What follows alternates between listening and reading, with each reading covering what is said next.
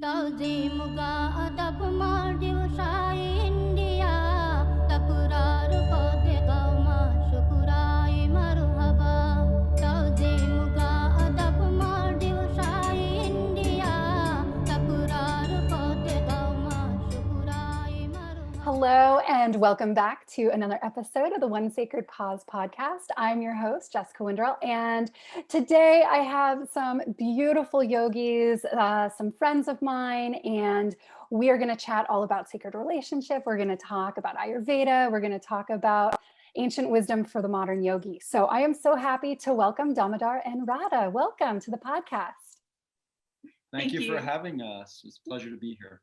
Yeah, it's I was telling you guys, we met several years ago, or a few years ago, I guess, in India, and I follow you guys on Instagram, and that's mostly how we kind of have stayed connected. And I just have been so inspired by what you guys are doing and kind of the trajectory that your spiritual life has taken. And you guys are entrepreneurs. You have several businesses, different yoga studios, different shops, and I think that's really interesting. I have a business as well, and considering like the intersection of living our spiritual life with where it connects with commerce is also a really interesting conversation that I'd love for us to hopefully hit on. But yeah, would you guys maybe just introduce yourselves to everybody listening?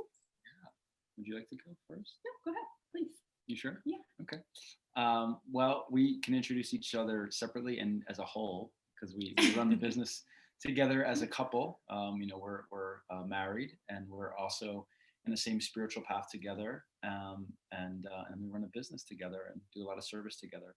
Well, specifically, my name is Damodar, and specifically, I teach yoga. I've taught yoga for many years, run trainings and do retreats and workshops.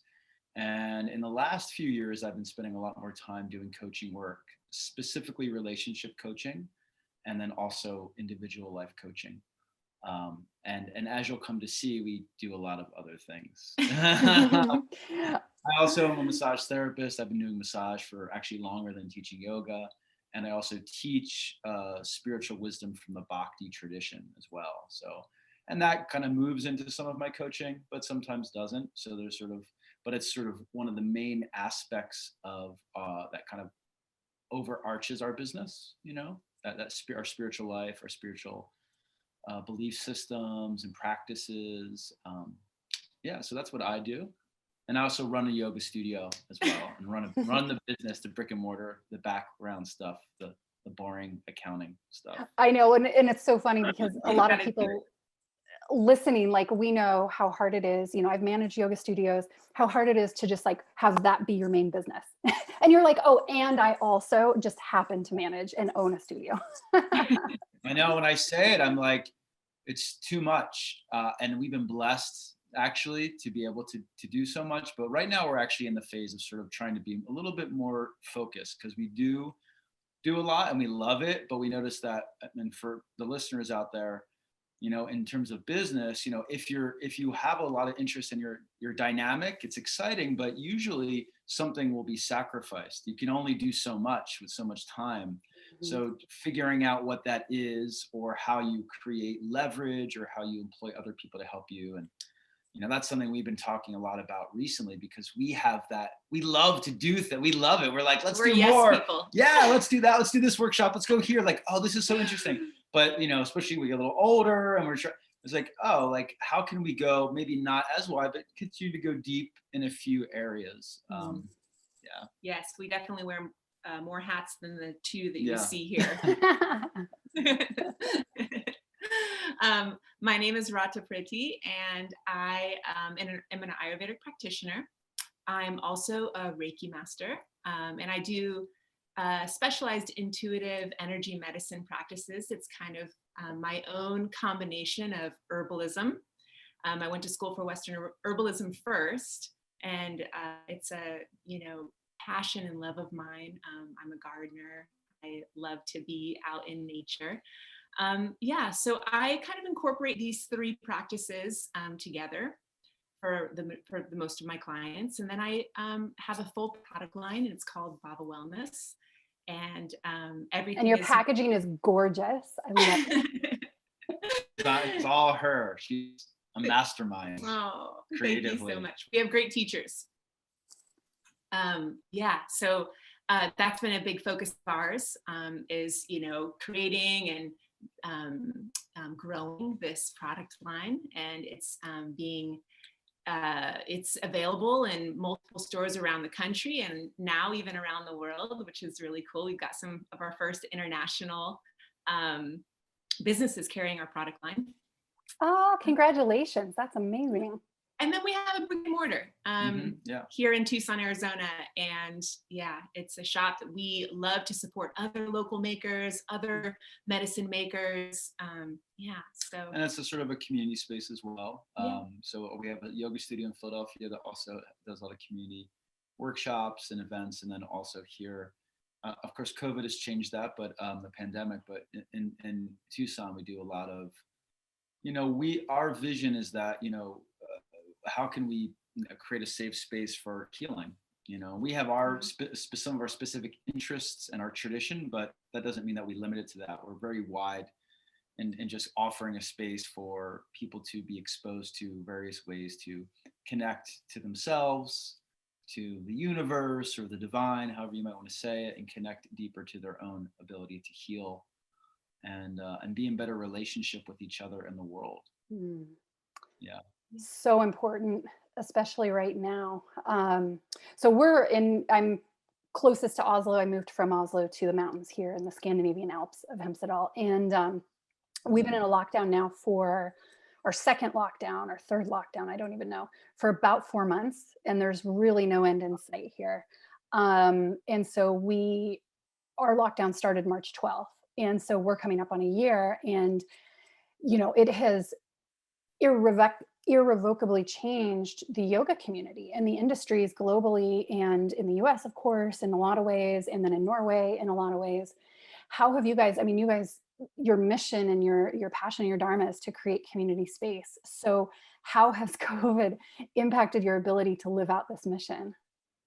Yeah, that's a great question. And I think it's interesting to ask that question to healers and people who are running healing businesses, because it's important for us to share how are we getting through, or how are we adapting, or are we able to. And for us, I think our communities, we never wanted to have like a big space, like a big box yoga studio with not that there's anything wrong with that, but with 100 people in the room. Our models were always smaller, very intimate neighborhood, and then larger community based. So I think when the pandemic hit and we couldn't have in-person classes, a wonderful resource was that because we cultivated these more intimate spaces, people were attached to being with us in community, because it was like family. It's not like going to a studio where you're 1 in 30 or 40 people. The classes are smaller because the space is smaller. And we also are very present, my wife and I, in being with community and being around, and you're not like absentee owners or something.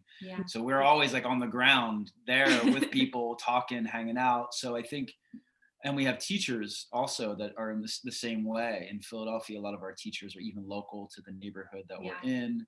So I think that really showed itself, that what that created, it showed itself during the pandemic, because people stayed with us, and you could take yoga anywhere for free and nothing, and again, there's nothing wrong with that. That's a beautiful idea for people to be able to take yoga all the time for free. But for a business that's trying to continue to cultivate community, it was just so wonderful to have that support, and then to do that and facilitate that. Oh, sorry, were you gonna say something?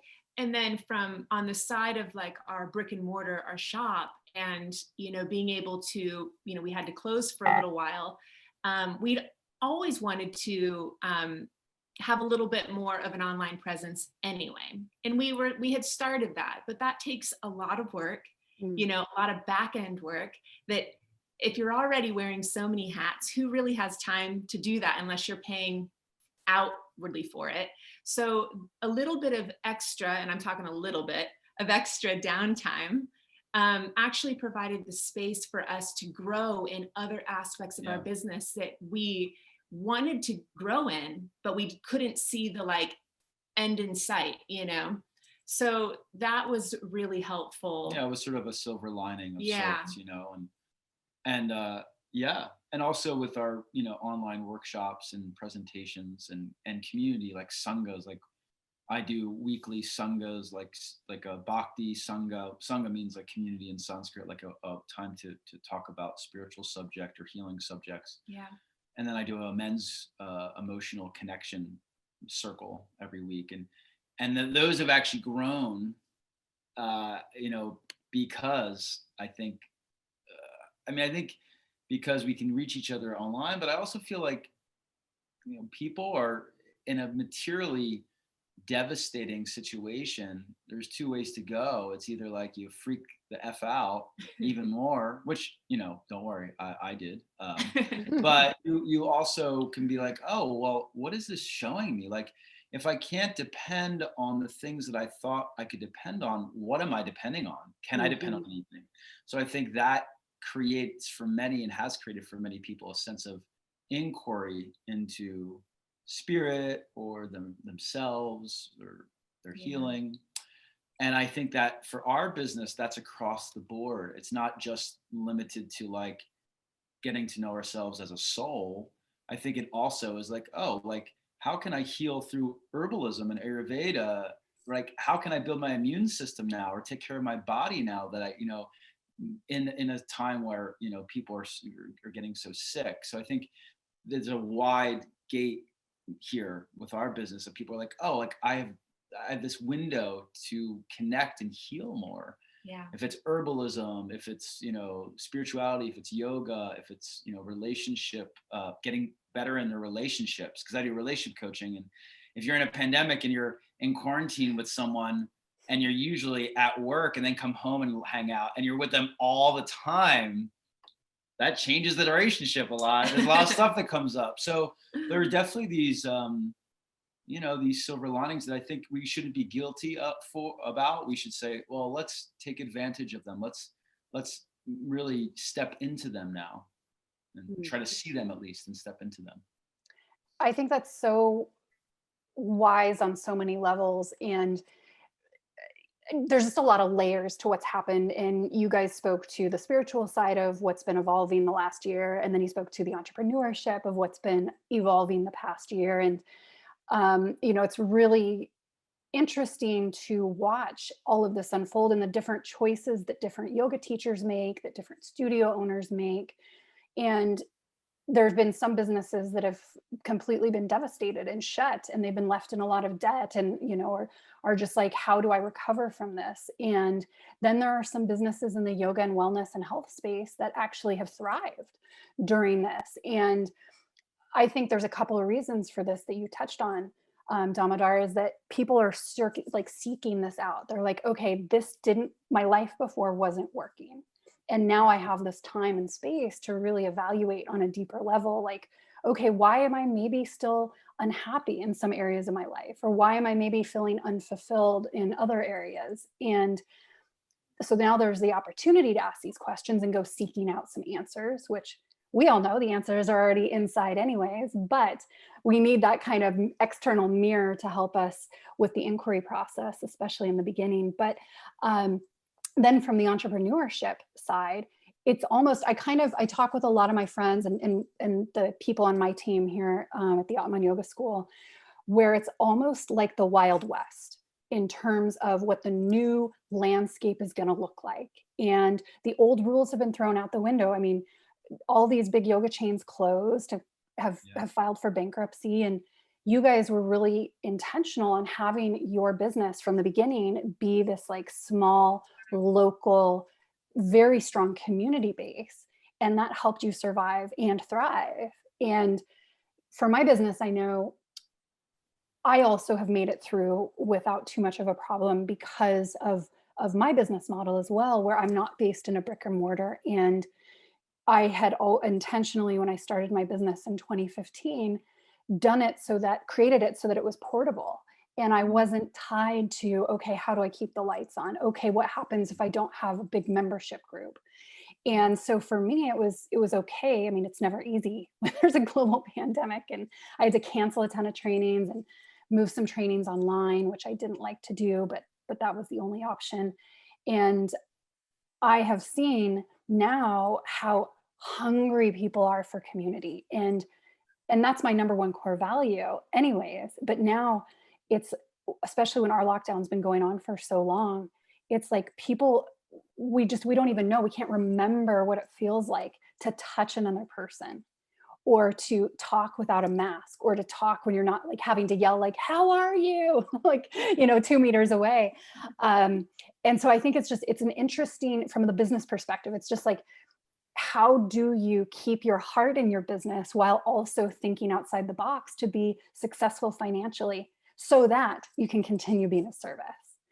And so I love to talk to other entrepreneurs, like, okay, because there's no more rules. It's like, all right, well, you kind of make it up and you sort of follow your heart and your gut and see what happens, which is exciting. I think we've been blessed that we've been doing that since the beginning. Yeah. Everything you know. Yeah, we were like flipped upside down. Yeah. Yeah. I think we started our business that way, where it was like, we didn't really, in a sense, we had our skill set and we were building it, but we didn't have a lot of money. We didn't have a plan. We did sort of, but we followed our heart and our gut. Our calling actually was after our first trip to India. We were just asking, what's next, and you were really just guided. Yeah. I mean, we were guided specifically. You're supposed to open a space in between this street and this street. Like, that's what I felt. I'm like, we're supposed to find a space, and I didn't even really know. I just remember thinking, we're just supposed to be doing this. We're supposed to be of service. Yeah. But within that, like from that starting point, I mean, and I think you can chime in with this, we've had to adapt and hustle, but I say hustle in not a like Rajasic, a little bit. Maybe a little bit, yeah. Okay. Let's be honest. Yeah, let's be serious. Yeah, we got some issues sometimes, especially myself. Yeah, the openness and willingness to change with things that are always changing, and that's been something that I think that we've been both excited about. We welcome the change and we listen. We try to listen to the community and the community's needs, and and then adapt to whatever is going on. Yeah, I mean, as in Bhakti yoga, the material world, ideally, it can be like an illusion, or it can keep you in illusion, and part of that can be the nature of it changing so much, and our attachment to wanting it to not change. But in spiritual, I'm not saying this is easy to do, I'm just stating it. In a spiritual framework, the material world, it is only there for us to provide our service through. So who am I to say it's got to be this way? This is how I expected it to be, right? The material world is always going to be changing. I mean, you look at history, it's going to be changing like this. So there's been pandemics for centuries. So in that sense, it's really like, okay, divine, universe, how am I supposed to serve now? Maybe that means I close down and maybe take a step back. Maybe that means I'm pivoting. Maybe that means I'm seeing something that I didn't even see before. Like my wife is saying with our online business, and for me with a lot of my coaching work. Well, now I have the time to step into this. And I think for the spiritually minded person, whatever that means, that's a wide open statement. It's for us to be attuned, like it's not just, I know this is cliche, this statement, but it's not just happening to us, it's happening for us in some way, for our service. Where are we being asked to serve next? And hopefully that also reflects that we can go deeper into our spiritual connection through that service as it continues to shift and change. Yeah, so absolutely. It's fun and it's dynamic. It's stressful, of course, but yeah. It's a healthy challenge. Yeah, well, and I think when we have our eyes wide open and our heart open, meaning just what you guys have said, like, okay, please divine guide me. And, it's so easy. We all know for our ego to step in and be like, I'm in charge. This is how it's going to be. And this is what it's going to look like. And then, as we are trying to cultivate a sense of spiritual connection, we just realize it's a big cosmic joke anyways. Like, oh, we're not in control at all. So we have to have some sort of connection or lifeline thread kind of helping us navigate these ebbs and flows when life gets crazy, like it did this last year. And I love that idea of almost being slightly nudged in directions when we're open and we're not just like trying to force through and be like, okay, it's got to be this way. And we're like, well, then we find like this refinement of how we are of service. And you guys are such a great example of that, where you're like, wow, okay, all of a sudden, there's probably some fear about having to shut down your studio, maybe not offer online courses, or I'm sorry, not offer your in-person classes. But then you're like, oh, but look at this. Now we have the time to do what was probably at the back of your heart anyways. And I think that's such an important story to highlight, because there is so much fear in our communities right now, and there's so much uncertainty. And I get it. If you're not sure how you're going to put food on the table, that's, as we know too, it makes it very hard to be rooted in your daily spiritual practice. When you're like, I'm hungry, I don't know if I'm going to have a roof over my head. I don't know if I can buy my kid diapers. And so there's some really real, raw things that people are struggling with right now. And on the other side, though, there's also maybe some other opportunities to be like, wow, okay, what's my takeaway from this? And if anybody listening is in that place of extreme struggle, then I feel really compassionate towards that journey. Absolutely. But and there's some, I would say there's some, that difficulty, we need to be compassionate. And then I feel like we have to say, if we're in it, because we've been in it, we were in it in the beginning a lot. Where is this bringing me next? Like, the idea that there is some faith. The struggle is not just random, that there is some kernel that's going to bring me deeper into understanding in the next stage. Obviously easier to say that, but when you're really trying to survive, it's very difficult to see that. And I love that you said that. That was my most recent Instagram post, was actually about this idea. Without taking our time on this, I've shared quite a bit. I had a really difficult delivery of my son 7 months ago, and my postpartum recovery was very difficult. The isolation of the pandemic, services weren't available. I lived in the country, so nobody could get to me anyways.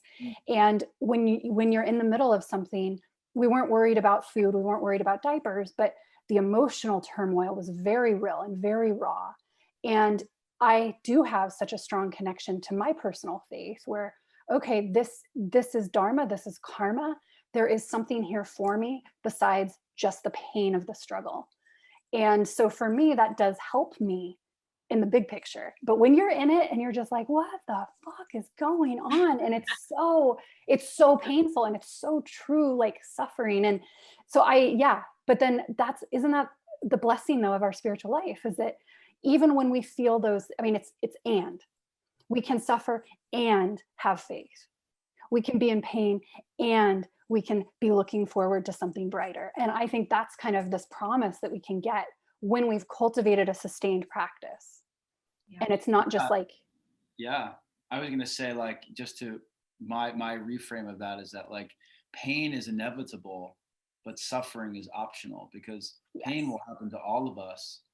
But in our consciousness, we can, and it's hard. It's easy to say these things, of course. But it's okay. The suffering, which means the attachment, the ego, all the things, that we can actually move through. But the pain is going to come for all of us if we're in this body, in this world. So your story is so wonderful, because just thinking about being in the middle of nowhere, and that's intense. It was an eye opener for sure, but I'm always amazed, by how wonderful, and it's hard because we have to do the work. in our spiritual life in order to feel like we have, I think, for me, I'll speak for myself, in order to feel like I have that lifeline to something. And I'm not just floating around like, oh, okay, you pay your taxes and then you die.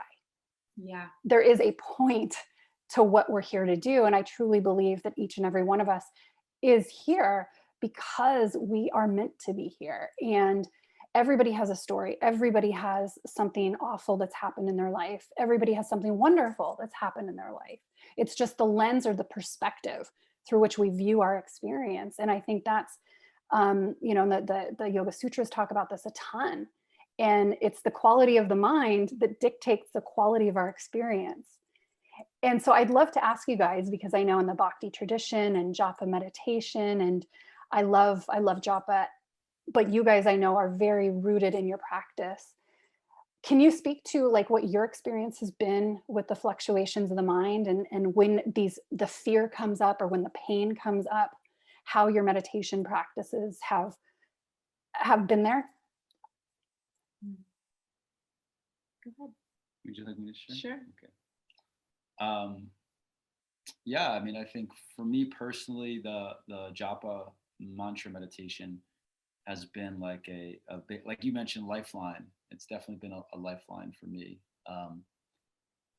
The japa meditation in our tradition, the Bhakti tradition, is one that, on one hand, it gives you the benefits of most meditation practices, of like being with yourself, calming the mind, having a point of focus, watching the mind. So enabling ourselves to see ourselves and our thoughts as separate from who we are, which are all obviously positive things for a person to experience. But then there's another element, which is that the sacred sounds that are chanted are non-different than the divine. So we're in divine communion or conversation or connection when we're chanting. So like we get all those other benefits, but then we're also basically creating a conversation with God. And God is in this tradition, is also in our hearts, is with us at all times, knows our heart. And God is asking for us to reach out and show more of that to him, her, them.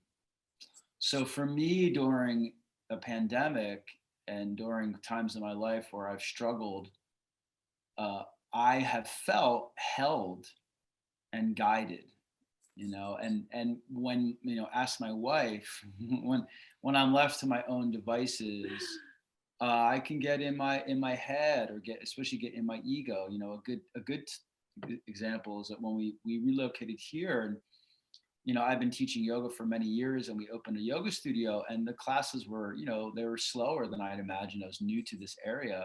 And I remember saying, Krishna, why am I here? God, why am I here? What am I doing? Because my ego was being, like, my role of what I was used to was not there right at that point. So it's like, who am I? And I was attached to it. So I was thinking there's something wrong. But my japa, my mantra meditation, allowed me to see in that suffering, right, we were talking about, or the pain at least, that the divine was saying, no, this is an opportunity for you to get out of your own ego and connect with me. And I'm going to show you what's next. So the pain was actually an opportunity to go deeper into my connection and to be guided to what's next, because my material mind and my ego wanted to stay in the old me. And God was saying, I'm giving you this, brother, so that you can move on. You're not moving on yourself. I keep on giving you a little, signposts, and you're not looking at them. So I'm going to pull some of the rug out from underneath of you so that you can not only see where you really should be, but also see me. Right? Because when I was so caught up in my, what's my role? What's my, I'm not seeing the divine. I'm just seeing my own ego playing out. So for me, especially in reversals, but day to day, the japa meditation, it helps to keep that conversation alive with the divine. And the reason we do it in our practice so much is that oftentimes other people are talking to me. You know what I mean? Like people in my own head, like, so for me to remember, okay, I'm going to give this time to trying to really communicate with my higher power, so that becomes the center from which I revolve around, instead of just seeing myself as the center. And that goes into everything. It helps us to be more compassionate to others, right? Because we get out of our own idea of what the world should be, what's mine, the way things should work for me.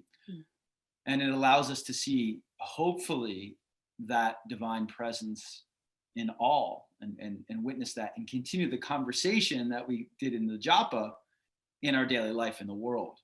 So that's what I love about Bhakti, is it's very dynamic, is that we're creating that deep connection internally, but we're then living it out in our day-to-day life with others. Anyway, I could talk about this forever, but that's— I know, and I love that. And Radha, what about you? What's your relationship with your meditation practice? Yeah, I wish that mine was a little bit more focused, like Damodar's. Mine's not very focused. Don't get me wrong, I struggle a lot.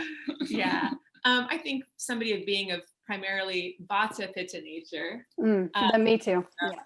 Yeah, it's like my practice is very special and it's very sacred to me. I don't get up really early in the morning and chant japa like my husband does. Mine is a little bit different. It looks different, and I think that that's okay. And it works for me, when I need it the most. And how I chant my japa is I go through my day and I have a few practices in the morning. I greet the sun and kind of greet the world with it. And then I go to work, and in times where I forget, or I get a little outside of myself, or I feel like, I'm spending this time giving and giving. For me, the japa practice is like giving back, and it's filling my own cup. And I do it throughout the day. And often I don't, traditionally you would speak japa out loud, you would say it and you would kind of hear it. But of somebody of a higher vata nature, sometimes that is a little exhausting for me. So I love to hear it in my mind, and I actually sing my japa. So throughout the day I sing japa, and I sometimes do it out loud, and sometimes I do it in person, inside my own head. And it's kind of like how I need it, like little, I'm dosing myself. I love it. Like microdosing. Microdosing. Yeah, microdosing on the chant and mantra. Are you guys, for your japa practice, are you primarily doing the Maha mantra, or are you? Yeah. Okay. Yeah, that's the mantra from our lineage, is the Maha mantra. And we do it on like these Tulsi beads. So this is a Tulsi necklace. So we do it on these Tulsi malas. You'll see obviously malas in most chanting traditions, and Tulsi is a goddess in the Bhakti tradition that we worship Tulsi, and that's how we chant on the beads. And, that's actually I'm a Bhakti enthusiast is how I describe my connection to that lineage. But and I do have different chants, and chanting is one of my most sustained practices, along with inquiry. But one of the things I love, with my son and my baby is because I love chanting so much, and that's what's gotten me through actually my biggest struggles in life, when I went through cancer treatment, when I've been struggling with postpartum, and chanting with my son. And what I sing every night, I have a dial down, and I do a little Abhyanga massage for him, and I chant the Maha mantra. Oh, I sing it. So that's why I thought of it when you said, Radha, that you sing yours. I sing the Maha mantra to him, and the blessed soul that you are bringing into this world. I just, it's again, we're modern yogis. I'm doing the best I can to have him learn from me and learn from example. But then also, I'm dropping an F-bomb, or I'm just like doing whatever. And, anyways, that's why I'm so enjoying being a mother, is because it, for me, is such an amazing opportunity to put even more of my spiritual practice into reality, because now it's like I'm even more motivated. And it's funny, I've shared this on my podcast before, but I doubt you guys have heard this story. But I didn't know what kirtan was for the whole first year that I had bought a CD at my local yoga studio, and I was playing it on my car when I was commuting to my corporate job. And I would just like find myself like singing along with the Maha Mantra. And it was with Govindas, like Oh, yeah. the first CD that he put out. Mhm. And so for me, and then I found out a year later, I'm like, oh, this is kirtan. This is a whole practice. And I knew what chanting a mantra was, but I didn't know that the actual like singing and music was something special. And so for me, I have such a strong connection to how him and Radha were singing the Maha Mantra on their first album. And so that's like where my mind always goes, is in that one particular melody. And so that's the one that I sing to my son, because it's in my heart. And it's, even though I'm not doing japa every day, I'm still singing at least a little bit to him. And I'm, of course, getting the vibration from that, because there's a lot of love in that moment that I share with him. And it's like, we can be spiritual and be in the modern world, which I love. And I really want to touch on with you guys, how you are prioritizing your relationship to each other, your marriage, and using your spiritual practices to help you stay rooted in that commitment. That's good. I mean, I feel like you should probably start with this conversation. You sure? Yeah. Yeah. Yeah. Yeah. I mean, it's I think we're very blessed, and I also feel like when people say like, never like go into business with your partner, or I think that's kind of like, I think that's fucked up. I think actually, I think being with your partner and living your dharma or your service, and if it's in your cards or your destiny to also live a spiritual path together, is like beautiful. And I it's not for everybody. I'm not trying to say everybody's has to do, but I think it's been such a learning experience for us. And I think the container of our relationship has brought us deeper into our service and our spiritual life, because to actually get to know someone and reckon with another being who's got a whole different way of looking at the world and a whole different background, and to allow that to be a mirror for yourself, to see yourself more clearly in context of spirituality and of navigating the material world and servicing, of being of service to others, I think is beautiful. And I love that I see more and more couples doing that. Speaking of like the healing professions, we see more and more couples that are on that path together. So what I love is that I think they all, like the things that you had mentioned, like our relationship and in our careers and our spiritual life, they all really, they all are connected, and they all inform. And this is what I think is what's asked of us, if we're spiritual practitioners, is that, and you just said this a moment ago, that like, it's part of our lives, like, and it's dynamic. And that's what I feel that we have moved through, is that all the things that we do together are really connected. It's not like we're compartmentalizing, right? And so when we're working out our spiritual life and working out our service life and working out our relationship, we're learning about every single one at the same time. Yeah, and our spiritual life kind of, lays the foundation, and it gives us something to always come back to.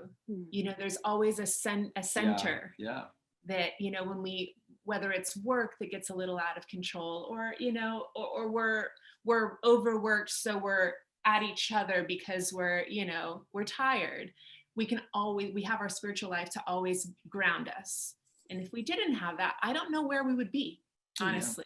Yeah, and even though we do it differently in a sense, like we have our own ways, like Radha had talked about japa, but it is a foundation. And I think that for couples, like, even if they're not both like in a spiritual tradition or spiritual life or whatever, or have a faith, I feel like creating and really seeing what that common ground is, and having a commitment to it is really powerful for relationships to stay healthy, and coming back to it and seeing where it's at. And I also feel like for us, and this is a big part of my path, is that even with the spiritual foundation, which is really the wellspring within which our relationship and our service comes from, I feel like we get along really great. We've had times where we're like stuck. We get stuck. And I feel like when we got stuck, and I felt like, you know what? Our spiritual practices, just our healing practices, they're not enough. We need more tools. And that kind of got me into getting into a lot of coaching, because we started to get tools. And I said, whoa, like, it doesn't matter, how evolved you are in your spiritual path.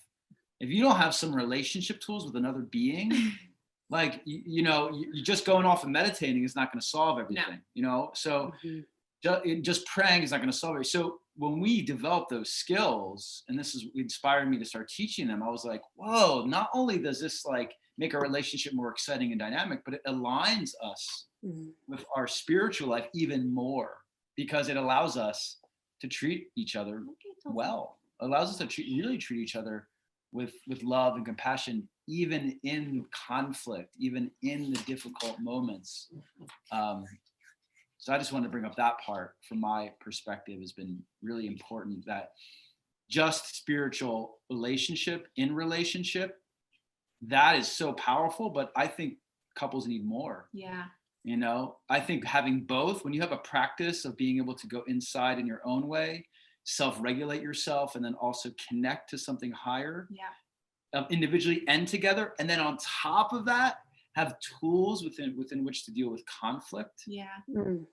Yeah. It's like I'm just getting excited talking about it. You can tell. I know. It's like, and then of course, we can never forget that, our connection to the natural world, and to nature, and to living in harmony, and all of the things that practices like Ayurveda, and spirituality provide us is so powerful. It's just putting more tools in your little tool belt, and we need those. And I think our business is ironic, is that, and I think it's not ironic, it's beautiful, but beautifully ironic, is that our business reflects that. Like what I just said and what Radha just said is what we offer others. It's like we've seen, to stay in a spiritual life, we need these other tools. To even come to a spiritual life, it's the other way. You need some of these tools, to even be able to, be good to each other.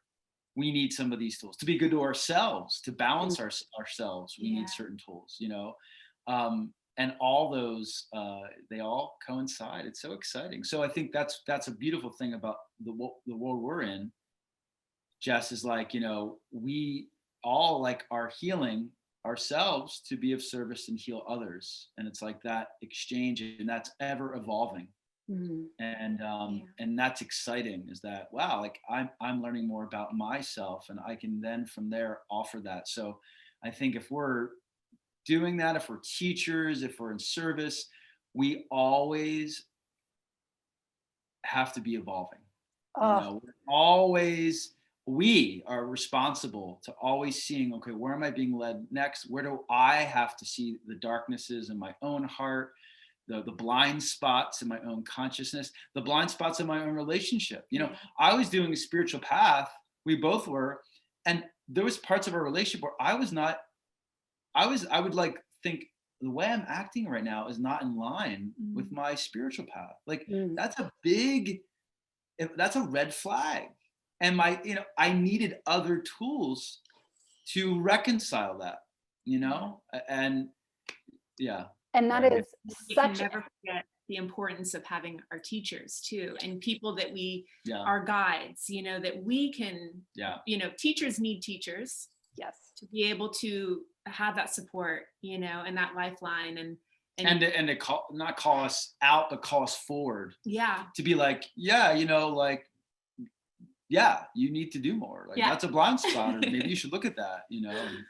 And I think in all ways, our spiritual guides Yeah. and our guru, our spiritual teachers, and then others who are guides in our life. Yeah. And Beautifully that said. is such an important message. And yeah, it's so like cool to see you talking about this, because you're obviously so passionate about it, which means it's in such strong alignment with the work that you're here to do. But the message that even when we already have a lot of tools, we've done trainings, we've been teachers, healers, herbalists, Ayurvedic practitioners, whatever, life gets so messy and we're constantly being thrown curveballs, and we cannot anticipate what's going to come next. And sometimes we reach a point in our life where we're like, you know what? I don't have the correct tools to handle this job. And I think it's such a wonderful way to stay in humility too, to be like, wow, I don't know what to do here. And that's one of the things that I try for me in my practice and my relationship with myself is like, where can I keep that humble attitude of like, wow, I don't know. I don't have the answers. I don't have the tools, and I need help. And then being able to be like, okay, well, how do I find help? How do I find somebody who is going to be able to guide me in that correct direction, using the support of all the other tools that I have? And this has happened to me a few times in the last few years where I'm like, wow, I've lost count of how many trainings I've done. I don't know what all the certifications are that I hold. And frankly, it doesn't matter. But it's still sometimes shocking where I'm like, wow, I need more. And then you learn more and you're like, and my life got better. Well, And then, hopefully we, you know, if we're growing, hopefully we need more. We always need more tools, right? Like if we ever stop needing or feeling the need to, you know, learn, we're forever students of life. Yeah. So, you know, we can't ever lose that. yeah, and also that mood that you outlined is also, that's the mood of our, you know, spiritual aspiration, which you just framed Mhm. out, like, is to be humble and be like, you know, I don't always know. And once we think we know, something's wrong. And Yeah. all of a sudden we're the center. But when we can always Yeah. be like, you know, I don't know, and I will humble myself to some wisdom and some guidance. That's where they call in Bhakti, they call it like a creeper, which means, it sounds kind of funny, but like a small, like a plant starting to grow. That's where the growth of the plant of Bhakti lies, in what you just kind of outlined, of being like, I don't know, like I need a teacher. I'm welcome to have a guide. I'm welcome to be humbled. I'm welcome to be Mhm. wrong. And then from there, we heal, and then we can offer others so much from that space of humility, you know. It's beautiful. Can you guys speak to, you know, I'm thinking, or I was listening to you, Damodar, and when you were explaining these tools that you got about relationships and coaching, and um, I was thinking a lot about emotional intelligence and how maybe some of the tools that you learned were specifically related to emotional intelligence. And through that, then we're able to have a more open dialogue about like even our deepest insecurities, and we're able to communicate in a way that's more authentic and vulnerable, but in a way that's important. And can you speak to maybe give an example of one of these tools that you learned or that you're now teaching? Yeah, for sure.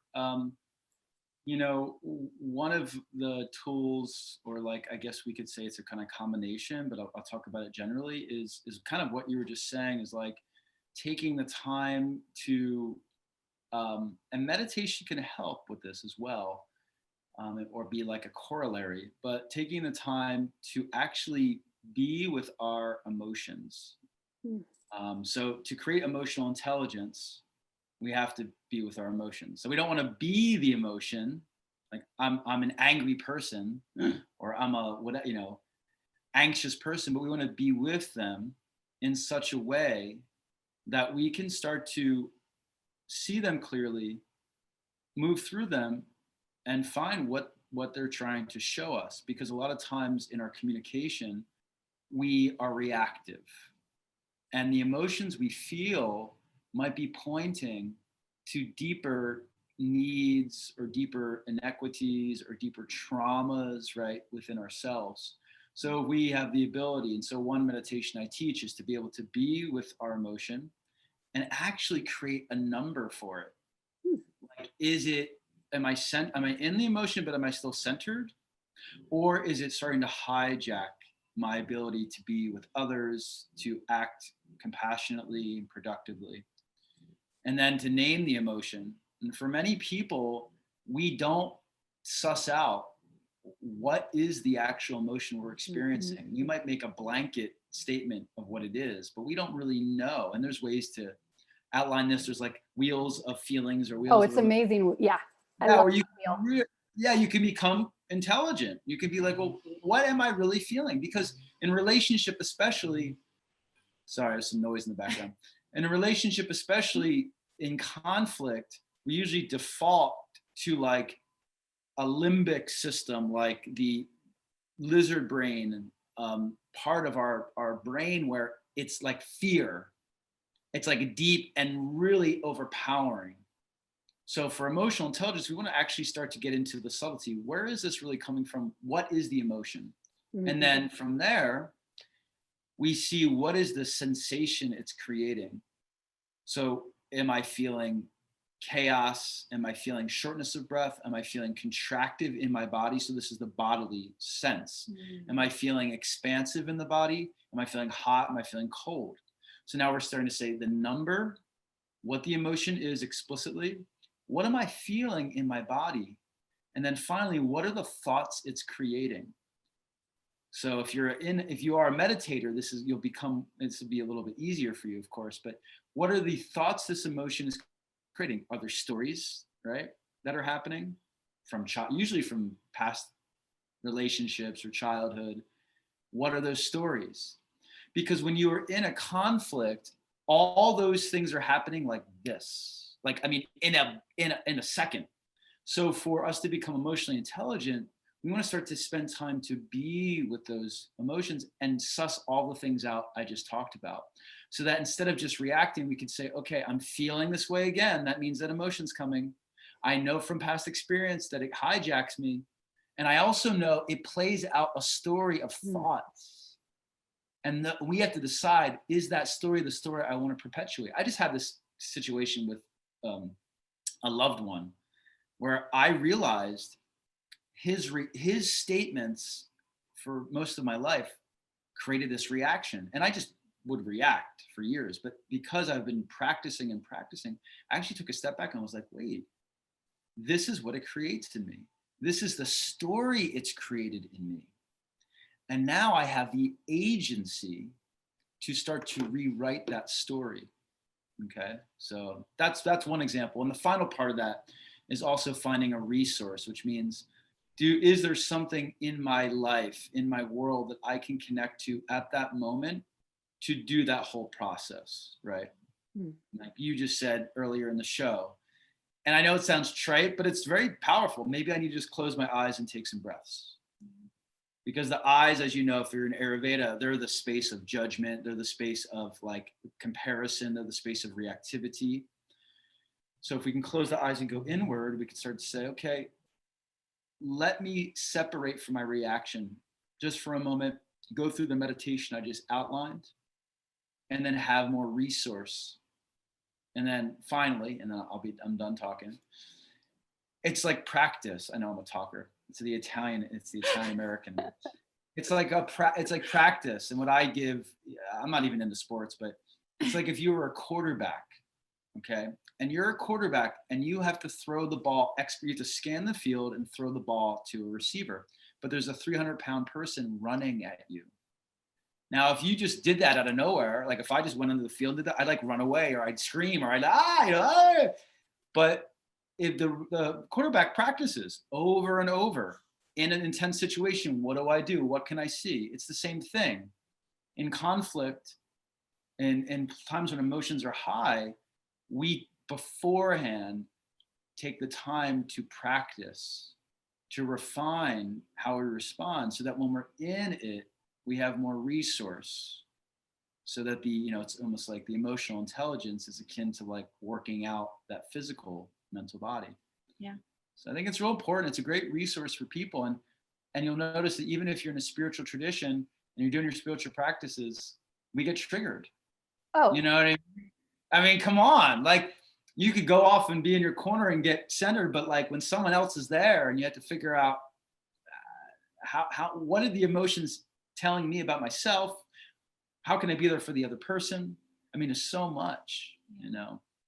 and as you were talking about that, it really made me think too about like how we unravel our samskaras and those karmic ruts that we get into. And when we have, you were talking about getting triggered, and it's like, okay, well, I have the old story, the old narrative that this is how it is when this happens, or when I talk to that person or that family member or that my partner.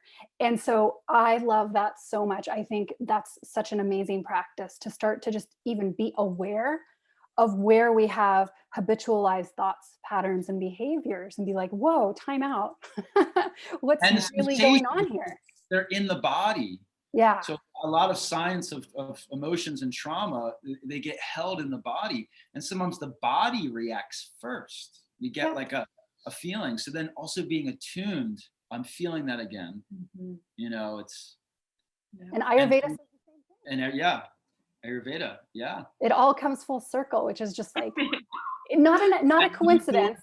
Yeah, and use the word samskara, exactly. It's like, this is where these tools will help our spiritual progress, because they'll start to help us see like what are some of these imprints in my consciousness that are actually roadblocks to also my deeper connection to source, you know, to the highest relationship that waters all my other relationships, or the roots to all my other relationships. Yeah. It's cool. We have just a few more minutes, and I just want to ask you guys, maybe you can both share so that we can hear a little bit from both perspectives, the feminine and the masculine. What advice would you have? I mean, I can imagine that there's a lot of people who would look at your relationship together and be like, wow, that's amazing. I wish I had that. Or how do I get that? And obviously you guys work very hard at the quality of your relationship together, both individually and together as a couple. But what would you say, or what kind of advice would you maybe have to somebody who is on the spiritual path or starting on a spiritual path, and they really want to have a more connected relationship to their romantic partner, but the romantic partner is not on that same spiritual path? What, I mean, and I'm sure maybe you come across this, Damodar, and some of the men that you coach, or I don't know if maybe the people you come into contact with, both people are involved on the spiritual path. But I get that question sometimes in my teacher trainings, like, oh, I'm really into this life, but my partner's not. It's a big question. I have a short answer for that. I feel that no matter whether or not you're on the same spiritual path, as long as your core values are similar, not even the same, but similar, you're in good shape. And those are the things that we need to, as in that we're always constantly evaluating. You know, we even do little exercises, you know, from time to time to see where we're at, you know, where are we at now? Like in Ayurveda, everything's always shifting and changing. We're always shifting and changing. So we're checking in with each other, seeing where we're at, seeing how we feel. Are our core values still, you know, in line? And where can we make some adjustments? You know, spending time together, making each other feel important, you know, is really powerful. Yeah, that's what I was thinking. It's like, if I think to your point, to riff on that, like, if there is a cultivation, maybe through what Radha had said, like really cultivating in your relationship that you are each other's anchor or home base, okay, and that you are always there to support your partner. And that doesn't mean you agree with or are into everything they're into, but you are there to support, really understand their world and support it, you know? And again, it doesn't mean that it's yours. It doesn't mean that is powerful, because sometimes with spirit, when there's a partnership and one person's into spirituality and the other isn't, sometimes there's maybe like feelings of like almost being like cheated on, like Mm. the spirit, like the spiritual path is like a mistress or manstress or whatever, masculine. But yeah, you know what I mean. And like, Yeah. but ideally it doesn't have to be that way. And this is where, you know, I just actually posted this. We're talking about Instagram posts. A sign of maturity in our personal self, our emotional life, and our spirituality is to have a bandwidth to actually accept conflicting views, even in relationship, because that person's not you. Even if you're on a spiritual path together, you might do it very differently, and it might frustrate you. This happens with us. We might be like, well, we should do it this way. Like, come on, you know what I mean? Yeah. But if we can really say, oh, the end goal is that I am here to be a safe base, a home base, an anchor for the other person, and really know their world and honor it. If you're both doing that, it's gold, you know, because if you're both doing that, the spiritual practice doesn't become a threat, right? Mm-hmm. And if you're both doing that, the fact that your partner doesn't do it isn't a threat, because you're really understanding where they're at, and you can say, okay, I love you and I appreciate you for you. Yeah. It's when it becomes a threat, I've noticed, especially with the spiritual path. And if you're spending so much time worried about how your partner's going about their day-to-day or their spiritual life, you know, and that it doesn't align to yours, and you know, that's a very selfish way to think about something. Like, well, I think that my way is the best way. No, it's not always, you know, and I'm not spending enough time witnessing what they're actually doing, how they're actually spiritualizing, you know, what is important to them, you know, throughout their day. That is a spiritual practice in itself. So nobody can say that they don't have a spiritual life if they're loving and they're witnessing their partner, you know. That is a spiritual practice. Haribol. So beautiful. You would say Haribol too. Yeah. Haribol. Beautiful. Thank you guys so much. I don't want to say goodbye, but I feel like we have to. I wish I didn't. I wish you could just keep on talking all day. I know. We'll visit you. We'll come to the woods in the snow. Yes. Oh, on the mountaintop. Yes. Well, and maybe if you guys are on Clubhouse or get on Clubhouse, we could have some spiritual conversations on there. That would be really keep fun. Connected, for sure. Definitely. Because there's just so much to talk about, and it's so fun to connect with you guys. And I just want to say thank you so much for taking the time and sharing your experience and your wisdom. It's awesome. Much love. We're so thankful for the opportunity and love to just talk with you.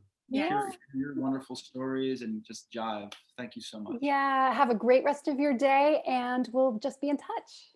Sounds wonderful. Okay. Bye. Bye.